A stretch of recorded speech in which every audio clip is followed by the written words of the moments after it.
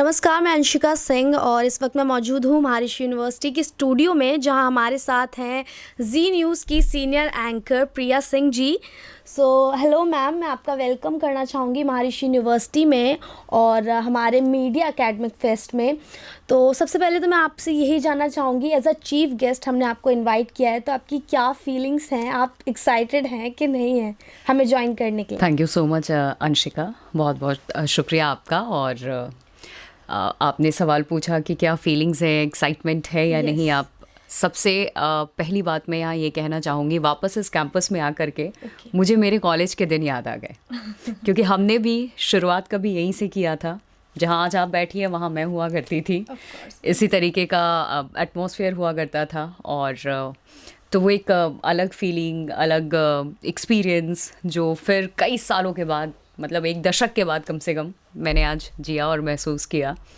और क्योंकि आज जिस पड़ाव पे आप लोग हैं, यस मैम। कुछ वक्त पहले, सालों पहले मैं भी उस पड़ाव पे थी, तो वहाँ से जर्नी शुरू हुई थी और यहाँ तक मैं आज पहुँची हूँ। तो इस कुछ मिनटों में इस कैंपस में कदम रखने से लेकर अब तक जो आपने ये सवाल किया, बहुत सारी चीज़ें जहन में आई जो आगे भी आपसे मैं शेयर करूँगी। तो ये बहुत ही डिफरेंट एक्सपीरियंस है और मेरे ख्याल से हम जैसे नौकरी पेशे वाले लोग या कोई भी, जब कॉलेज या स्कूल से हम बाहर निकल जाते हैं, बहुत कम ऐसे मौके होते हैं, वक्त होता है जब आपको वहाँ जाने का मौका मिलता है, उस कॉलेज में, उस स्कूल में या कहीं भी, किसी भी जगह पर। तो आप जब वहाँ जाते हैं तो आपको चाहे स्कूल में आप हो, आपके बचपन के दिन आपको याद आते हैं, आप कॉलेज में हैं, आपके कॉलेज के दिन आपको याद आते हैं। ऐसे मीडिया फेस्ट हुआ करता था, ये गेस्ट आया करते थे, ये लेक्चर्स हुआ करते थे, तो same feeling. Okay. So ma'am, मेरा नेक्स्ट क्वेश्चन आपसे ये है कि जैसे कि हमारे मीडिया एकेडमिक फेस्ट में हमने टोटल 7 कॉम्पिटिशन्स रखे हैं। तो पहले भी आपने, जब आप हमारी एज पे हुआ करते थे, तो आपने भी काफ़ी सारे कंपटीशन करे होंगे। तो आपका कौन सा फेवरेट कंपटीशन है जिसमें आप बहुत इंटरेस्टेड रहे हो और आपने प्राइज़ भी जीता होगा? मीडिया में आना मेरे लिए it was like accidentally. Okay, you were not prepared. हाँ, मैंने कभी ऐसे सोचा नहीं था। और किस स्ट्रीम में जाना है उसके लिए आपको प्रिपरेशन करने की ज़रूरत होती है। आप सोचते हैं आप कहाँ जाएंगे, क्या करेंगे। ये पूरा एक जो स्ट्रक्चर है वो बचपन से तैयार होता है, चाहे आपके माँ बाप वो तैयार कर रहे होते हैं, और एक वक्त के बाद जब आप 10th या 12th करते हैं तो पैरेलल ये चीज़ें तैयार हो रही होती हैं। मेरा मीडिया में आना एक्सीडेंटली था क्योंकि कुछ और चीज़ों के लिए आई वॉज ट्राइंग, लेकिन अनफॉर्चुनेट वहाँ नहीं हो पाया। तो फिर इट वाज लाइक कि मैं एक साल अपना बर्बाद नहीं कर सकती। तो चूँकि मैं बिहार से हूँ, बिहार से पास आउट हूँ मैं बीएन कॉलेज, जो बिहार नेशनल कॉलेज है, वहाँ से मैंने अपना ग्रेजुएशन कंप्लीट किया, मास कम्युनिकेशन किया मैंने। तो इट वाज लाइक कि मुझे जो चाहिए वो तो इस साल मिल नहीं पा रहा, उसके लिए मुझे एक साल इंतज़ार करना पड़ेगा। And I was not ready to waste वो एक साल, कि मुझे वो वेस्ट नहीं करना। तो फिर बातें हुई, क्या हो सकता है, घर वालों को भी नहीं पता था क्या हो सकता है। फिर जब बातें हुई तो जब मैं कॉलेज में गई, वहाँ एग्ज़ाम्स दिए, टेस्ट दिया कुछ और, क्योंकि तब बिहार में बीएन कॉलेज में, बिहार नेशनल कॉलेज में मीडिया का मैं पहला ही बैच थी जब शुरू हुआ था। तो वहाँ पे ये सारी चीज़ें हुई और वहाँ जब मैंने रिटन टेस्ट दिया, तो रिटन टेस्ट भी होते हैं, उसके बाद जब मार्क्स सामने आए तो उसमें सारा सब कुछ उस तरीके से वो सिलेक्शन हुआ। एंड एज आई टोल्ड कि एक्सीडेंटली मैं इधर आ गई। और तो बस फिर चीज़ों को मैं, सामने मेरी चीज़ें आती चली गई, मैं उनको साथ लेकर के आगे बढ़ती चली गई, सीखती चली गई, इस तरीके से हुआ।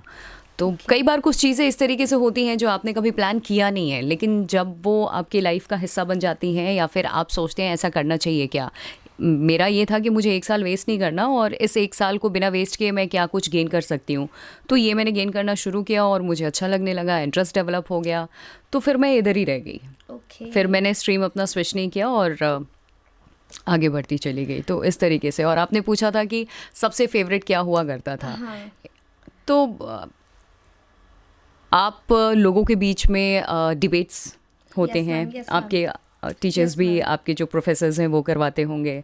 और तो इस तरीके से डिबेट्स, लोगों से बातचीत करना, ये मुझे बड़ा पसंद था। एक बार बोलना शुरू अगर आप हो गए तो फिर किस दिशा में जा रहे हो, कहाँ जा कर के रुकोगे, वो थोड़ा सा टफ हो जाता था मेरे प्रोफेसर के लिए भी, मेरे टीचर्स के लिए भी।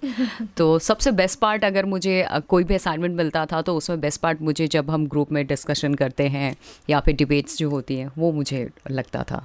ओके मैम, तो जैसा कि हम सभी को पता है कि आप जी न्यूज़ में सीनियर एंकर हैं, तो ऐसा कौन सा आपकी करियर में पॉइंट रहा जो आपकी स्ट्रेंथ बनी और आपको लगा कि मुझे सिर्फ एंकरिंग ही करनी चाहिए? टू बी वेरी ऑनेस्ट, आप पूछ रही हैं कि ऐसा कौन सा पॉइंट आया, स्ट्रेंथ बना, हाँ। और लगा कि आपको एंकरिंग ही करनी चाहिए। It's not like that. Anchoring is, it's not कि यू आर डिलीवरिंग न्यूज़ और रीडिंग समथिंग। आपके सामने course, कैमरा ma'am. है, टीपी है, और आप वो पढ़ रहे हैं, लोगों को न्यूज़ डिलीवर कर रहे हैं। इट्स, जब तक आप एक अच्छे एंकर तब तक नहीं बन पाएंगे जब तक आपने फील्ड में जाकर के ख़बरें ना कवर किया हो, या फिर आप ग्राउंड पर जाकर के चीज़ों को आपने देखा ना हो, किसी भी तरीके की कोई भी न्यूज़ हो, किसी भी तरह का हो। क्योंकि स्टूडियो में, एक बंद स्टूडियो में कैमरे के सामने बैठ कर के टीपी पढ़ना is not the anchoring. Yes, you are right. तो ऐसा कभी नहीं रहा कि नहीं मुझे एंकरिंग ही करनी चाहिए। ओवरऑल एक एंकर के लिए बहुत सारी चीज़ें मैटर करती है, आपकी आवाज़ से लेकर के, विच इज़ वेरी ट्रू, आपकी आवाज़ से लेकर के आपका कितने प्रेजेंटेबल हैं आप, आपके लुक्स, आपका नॉलेज, सारी चीज़ें। इट्स वेरी टफ कि ऑन एयर के टाइम पे इट्स नॉट लाइक कि आपको टीपी भी है, उस पर कुछ चीज़ें लिखी हुई हैं, लेकिन व्हाट इफ, क्योंकि सारी चीज़ें टेक्निकल हैं, वो एकदम से हैंग हो जाए या कुछ आ जाए, बड़ी न्यूज़ आ जाती है, किसी भी तरीके की कोई भी खबर आ जाती है, और आप हर चीज़ के लिए फ्रिक्शन ऑफ सेकंड जिसे हम कहते हैं, उसमें आप प्रिपेयर नहीं होते हैं। लेकिन आपको ये एक ऐसी नौकरी है, ऐसा पेशा है कि आप जब ऑन एयर हैं तो आपको प्रिपेयर होना पड़ेगा।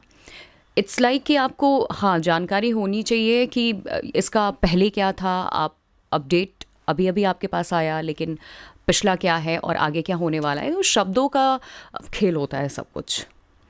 आपके पास नॉलेज होनी चाहिए, which is very much important, क्योंकि आप देश ही नहीं दुनिया भर को रिप्रेजेंट कर रहे हो, और जिस देश के आप एंकर हो, जहाँ से आप हो, अपने देश को आप दुनिया में रिप्रेजेंट कर रहे हैं, तो कोई गलत इन्फॉर्मेशन या गलत इस तरीके की चीज़ें या फिर गुमराह लोगों को आप कर नहीं सकते।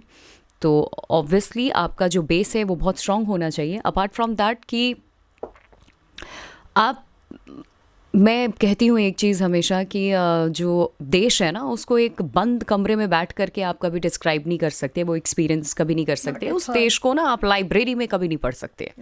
तो आपको लाइब्रेरी से बाहर निकलना पड़ेगा, और वही एक्सपीरियंस, वही चीज़ें जो हैं वो आपको कैमरे पर रिफ्लेक्ट करती हैं।